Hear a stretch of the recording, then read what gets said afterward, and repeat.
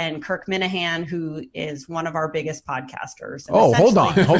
What was that? Did I hear that? One of the biggest. You edit this book, and on the other end, there can't be one grammatical mistake. No mistake. And we're good. We're even. We're square. Well, me and K. Marco are even. Your grudge is obviously. Oh, mine's never going eternal. Right. So Erika talked about the situation yesterday. I have to say, I thought, now, this is somebody who's much more sober in manner and businesslike than I am. I thought handled it pretty well. I got to say, the response from Dave and Erika has been, are back 100%. Surprising couldn't or ask no? for more. No, because I don't know. Because here's why. From Dave, no, because I know Dave, like, this is life. Like, Dave likes this also. Yeah. And I think, like I said the other day, Erika looks at it as, and I respect this, like, she likes me and she probably likes Keith or whatever, but she looks at it as two things.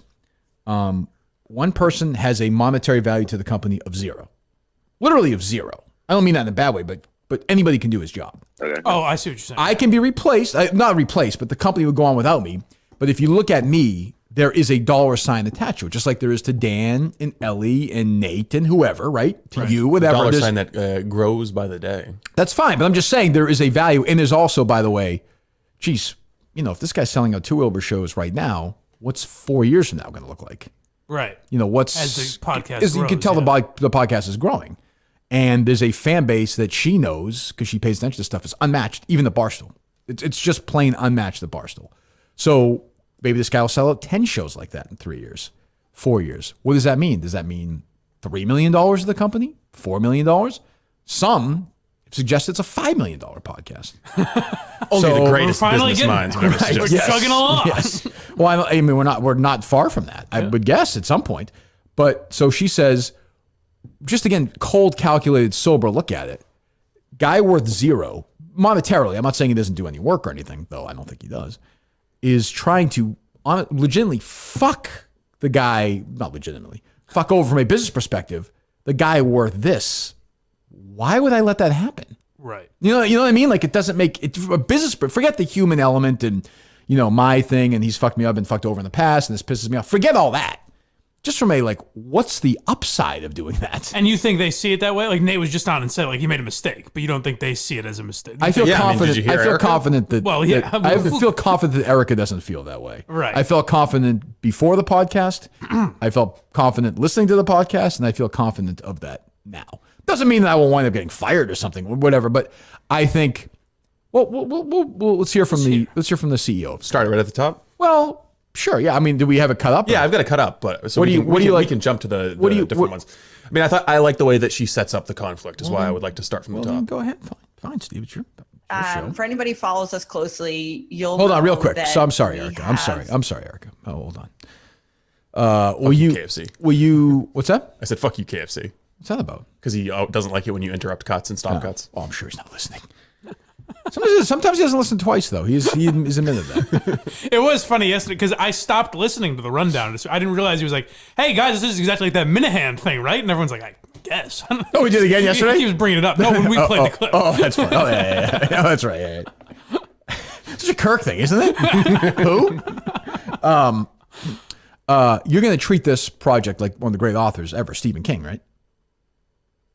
You mean I have to shop it out to somebody else? That's not true. I just wanted to see if you're going gonna to write be about a 10%. wise guy about it, as the mayor would say. Well, I mean, there are places where you can go on the dark web to find little Filipino kids who will write these kind of things for you. Oh, that's why fun. don't you reach out to Keith and see if he can make that happen? It's an extra chapter of the book right there. You doing that for your kid's book? Okay. Go ahead, Eric. I apologize. Pretty public debate, reaction, and counter reaction happening with Barstool's editor-in-chief, Keith Markovich. He also goes by K. Marco. That seems a little dismissive. He's also got this little nickname that he gave himself. Well, K. no, Marco. I think you're being nitpicky now. I mean, that's what That's people. how people would know. You're getting in the way of the big introduction here, Steve. Sorry. Jesus. Oh, and Kirk Minihane, who is one of our biggest podcasters. And Oh, hold on. essentially What was that? Did I hear that? One of the biggest. What was By that? K. Marco. And Kirk Minihane, who is one of our biggest podcasters. And I will allow for now, not the biggest. Fine. That's fair. That's big of you. Don't agree with it, but that's fine. sorry, I'm not rich enough to buy pancakes for the table.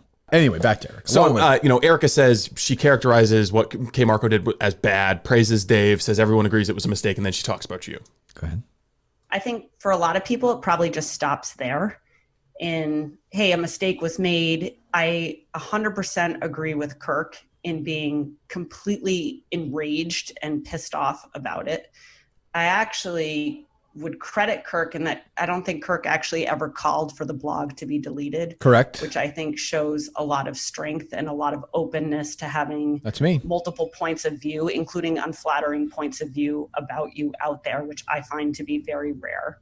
But I think the bigger problem and the bigger thing we have to solve is, why did the mistake happen in the first place? Any theories, Mr. Minihane? Interesting question. This is complicated. Why did it happen in the first place? He hates us. He's an asshole. Yeah. He wanted to fuck us over. Okay. And he's stupid. Yes, I did. Thank you. Okay. Did I pretty much cover them or not? Keith, did I get them all or He no? agrees. Keith? Okay. You're welcome. Thank you. It's nice of you to say. Yeah, no. 1000%. So then I think this is where the CEO Nardini comes in, and it's very, very bad I think for it's- Mr. Markovich. Yeah, I think this is not good for. This is not good. For In our a way, friend. you said that she's like kind of dispassionate and businesslike with how she deals with it, which is almost worse than just like a hot-tempered Dave Portnoy or Kirk Minihane tirade. This is the second worst day of K. Marco's life right here. That's what I would say. It's the second worst Second day of his worst. life. Why Yes. did the mistake happen in Hold the on. first It's the place? second worst day of his life. What's the first? When the Olsen twins turned 18. Go ahead. He doesn't like those jokes, so we shouldn't tell them. He's also too young for that to be. What do you want to say?